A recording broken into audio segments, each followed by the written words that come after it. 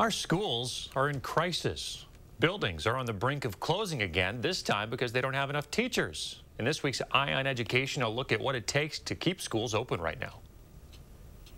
Good morning. These days, Good morning. every new school day comes at a cost. Morning, Michael. Morning, Nathan. Principals like Shannon Anderson are faced with the same old problem, covering for COVID-related teacher absences. 10 teachers today. 10 of the 55 certified teachers were out the day that we visited Oregon Middle School. We have 4 of those covered. Elise. Covering classrooms has become the new routine.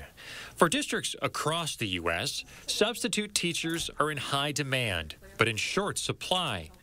OMS is fortunate to have a couple of on-site subs. But that hasn't been enough. For the rest of the holes, Julie will send an email out to all of our teachers. it'll come down to the rest of the staff to cover. But with that comes a cost. And that's where the bigger issue comes in. Less time to plan, less time to grade. Teachers are giving up valuable prep time. It feels awful asking them to give up that planning and prep time to go cover for a colleague.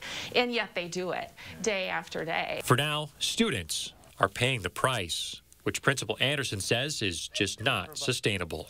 Sometimes you're going to get, maybe it's an English teacher filling in for a PE teacher or a tech ed teacher filling in, for a social studies teacher. Is there an impact to the quality of the education that the kids get? It definitely impacts student learning, but the alternative of not being open is obviously far worse.